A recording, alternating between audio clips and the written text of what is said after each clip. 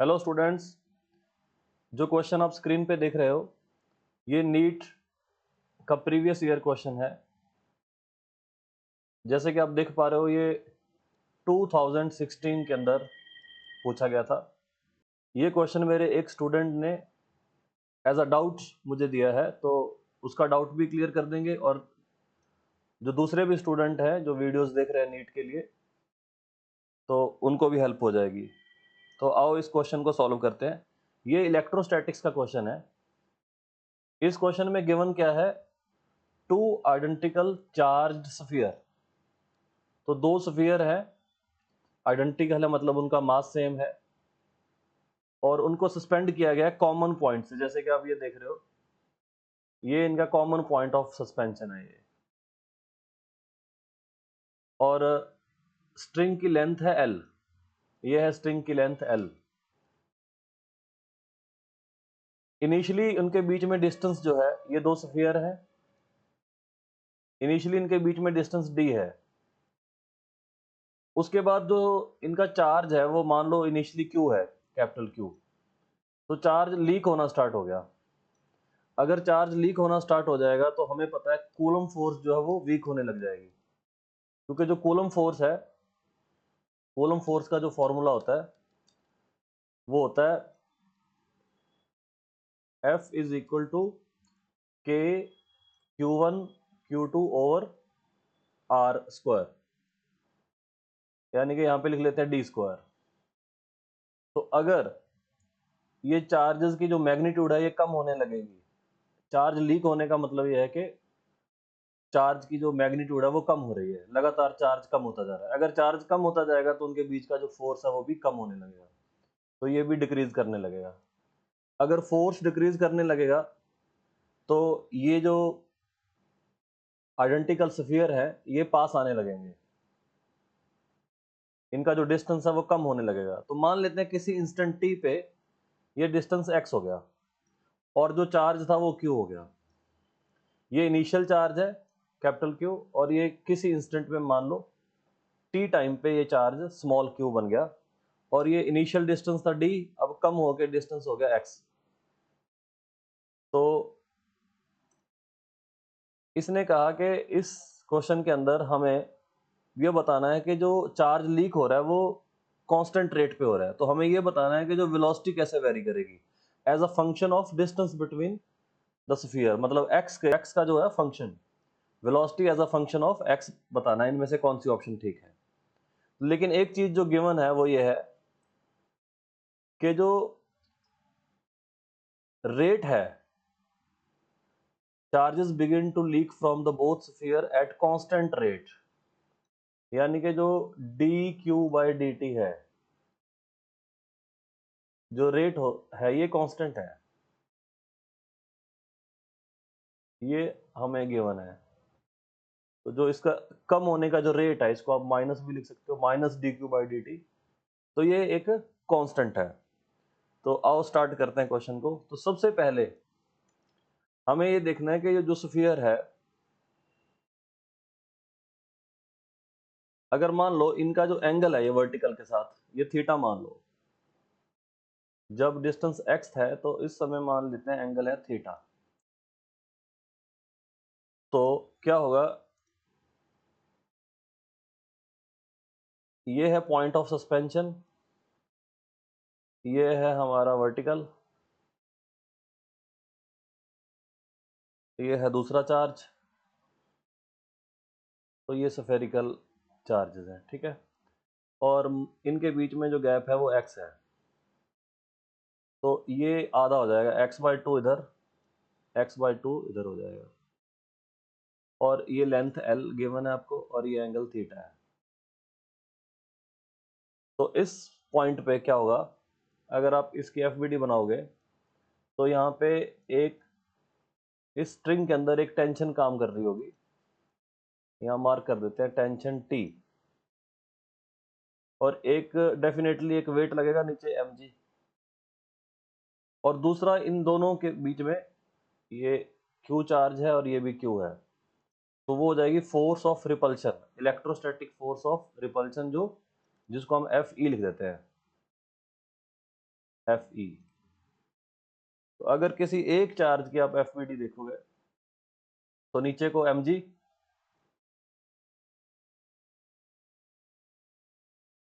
इधर tension T, और इधर इलेक्ट्रोस्टैटिक फोर्स एफ ई।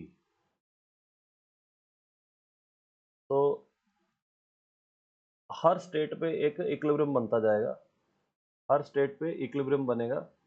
तो अगर ये एंगल थीटा है तो फिर ये वाला एंगल भी थीटा हो जाएगा, सिंपल ज्योमेट्री। ठीक है, क्योंकि ये एंगल भी क्या हो जाएगा, थीटा।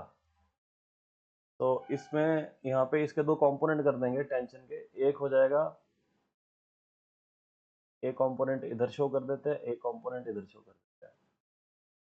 तो जो कंपोनेंट वर्टिकल है ये हो जाएगा टी कॉस थीटा, और ये वाला कंपोनेंट जो हॉरिजॉन्टल है ये हो जाएगा टी साइन थीटा।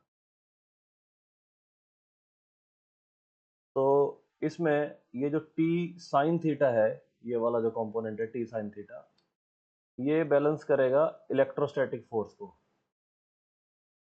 और जो टी कॉस थीटा है ये वेट को बैलेंस करेगा।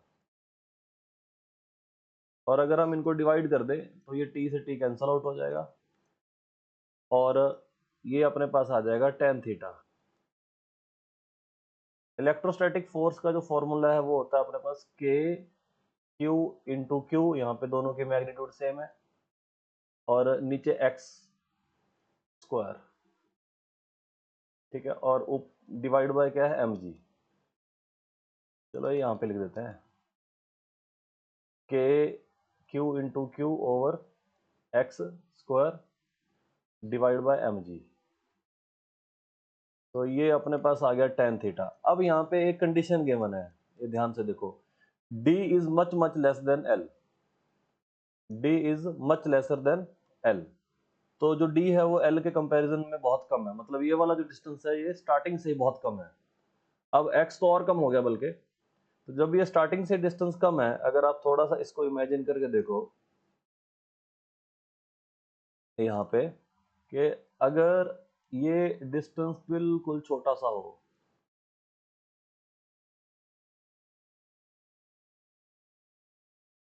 l बहुत बड़ा हो और ये डिस्टेंस बहुत छोटा हो, ये स्फीयर और ये स्फीयर, तो ये लगभग स्ट्रेट हो जाएगा ये।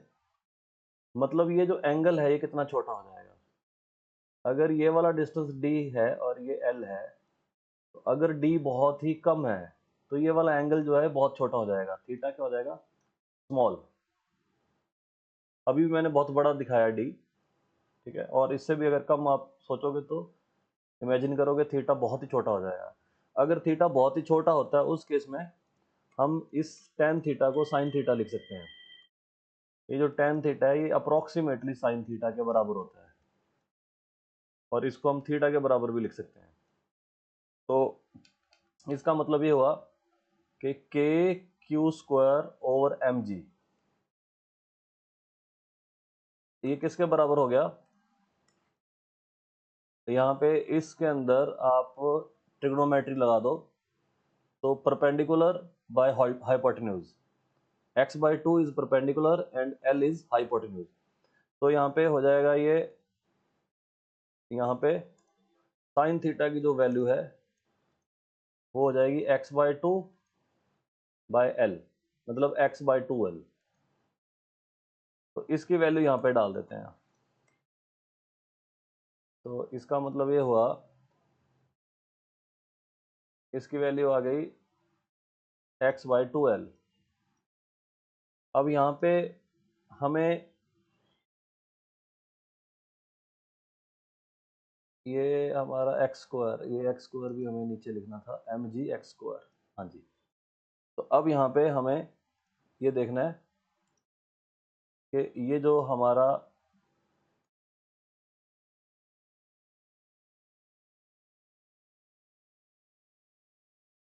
Q है इसका जो स्क्वायर है कितना आ गया, एम जी और ये एक्स स्क्वायर और ये एक्स खाली, तो ये बन गया एक्स क्यूब। तो ये आ गया एम जी, नीचे 2 बाई एल ऑलरेडी है ही, के भी नीचे आ जाएगा, ये के भी डिवाइड में आ गया, एम जी ऊपर चला गया। तो इसकी ये जो आप नंबर देख रहे हो एम जी बाय 2LK, ये सारे कांस्टेंट हैं। ये जो क्यू स्क्वायर है इसका स्क्वायर रूट कर दो इधर, तो अगर हम ये यहाँ पे स्क्वायर रूट कर दे तो एम जी ओवर 2LK, और ये हो जाएगा x की पावर 3/2। अब ये जो सारे के सारे क्या हैं, कांस्टेंट हैं। तो इसको हम एक नाम दे देते हैं, सपोज करो इसको नाम देते हैं C0, या C लिख सकते हो, कोई भी नाम लिख लो, एक कोई कांस्टेंट है, अल्फा भी लिख सकते हो, बीटा भी लिख सकते हो, जो भी आप लिखना चाहो, ABC वटेवर। तो अब हम क्या करते हैं, इसका डेरिवेटिव कर देते हैं, taking derivative both side, taking derivative with respect to t on both side, on both sides।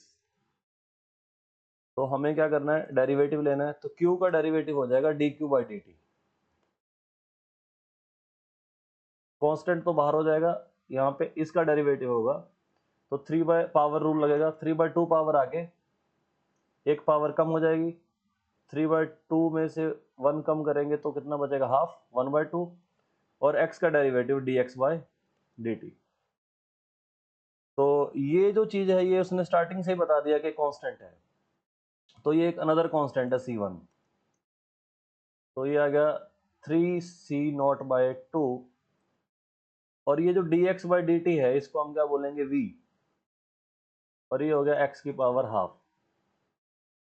dx/dt क्या है, rate of change of position या distance, rate of change of displacement जो है वो उसको वेलोसिटी कहते हैं, rate of change of position is called velocity. तो ये dx/dt क्या हो जाएगी, वेलोसिटी। अब यहाँ पे हमें v निकाल लेना है, तो v की वैल्यू आ गई 2C1/3C0, और ये भी नीचे चला गया, x की पावर 1/2 डिवाइड में है ये भी। अब अगर आप केयरफुली देखो तो v जो है ये के सारे क्या आ गए, कांस्टेंट, फिर से नया कांस्टेंट बन गया ये, मान लो ये है c', और ये x की पावर क्या होगी, ऊपर जाके माइनस की हाफ, तो v is proportional to x की पावर माइनस हाफ। तो चेक कर लेते हैं ऑप्शन में, ये हमारा फाइनल आंसर है, x v is proportional to x की पावर माइनस हाफ। तो यहाँ पे देखो ऑप्शन में ए ऑप्शन करेक्ट ऑप्शन है, this A option is correct option. ये प्लस हाफ है तो ये गलत हो गया, ये डायरेक्टली प्रोपोर्शनल टू x है, नहीं, ये x की पावर -1 नहीं, तो ए ऑप्शन इज करेक्ट ऑप्शन। तो स्टूडेंट्स आपने देखा ये इलेक्ट्रोस्टैटिक्स का प्रीवियस ईयर क्वेश्चन है जो नीट में 2016 में 2016 में पूछा गया था, और हमने इसको स्टेप बाय स्टेप सॉल्व कर दिया। ऐसे क्वेश्चन जो होते हैं इसमें एक से ज़्यादा कॉन्सेप्ट यूज हो रहे हैं, इसमें एंगल अप्रोक्सीमेशन का कॉन्सेप्ट भी यूज हो गया, इसमें इलेक्ट्रोस्टैटिक्स का कॉन्सेप्ट भी यूज हो गया, इसमें इक्विलिब्रियम की प्रॉब्लम भी बन गई। तो ऐसे क्वेश्चन आजकल ट्रेंड में है जिसमें एक से ज़्यादा कॉन्सेप्ट यूज होते हैं, तो ऐसे क्वेश्चन जनरली स्टूडेंट को डिफिकल्ट लगते हैं। इसमें डेरिवेटिव का भी कॉन्सेप्ट बन गया, तो डेरिवेटिव को आपने ध्यान देना है, यहाँ पे चेन रूल लगा है, अगर मैथमेटिक्स की लैंग्वेज में बात करें तो यहाँ पे चेन रूल का यूज हुआ है। हमने टी के रिस्पेक्ट में डेरिवेटिव किया, क्यू का भी डेरिवेटिव किया टी के रिस्पेक्ट में, और पोजीशन का भी किया, डिस्टेंस का भी किया, एक्स का। जब एक्स का डेरिवेटिव कर रहे थे तो पावर रूल लगेगा, तो पहले 3/2 पावर आगे, फिर एक पावर कम कर दी हमने, फिर एक्स का दोबारा करना है यहाँ पे dx/dt। तो ऐसे ही वीडियोस देखते रहो, अपने डाउट्स वगैरह आप भी सेंड कर सकते हो, जो भी स्टूडेंट्स वीडियोस देख रहे हैं लगातार अपने डाउट्स सेंड कर सकते हो, और आपको ऐसे ही वीडियो सोल्यूशन मिलते रहेंगे। तो नेक्स्ट वीडियो लेके आएंगे, तब तक के लिए bye bye, thank you. Physics को कंसेप्चुअली और डीपली समझना चाहते हो तो आप live online physics classes join कर सकते हैं फॉर क्लास 11, 12, जेई और नीट प्रिपरेशन। क्लासेस जूम पर होती हैं, पर्सनलाइज्ड 1-to-1 या स्मॉल बैचेस में, जहां detailed theory, numerical problem solving, regular doubt solving और असाइनमेंट्स प्रोवाइड किए जाते हैं। फ्री फिजिक्स कंटेंट के लिए सब्सक्राइब करो physics Edumedia YouTube channel. Classes join करने के लिए दिए गए टेलीग्राम पर कांटेक्ट करो या व्हाट्सएप करो। Keep learning physics.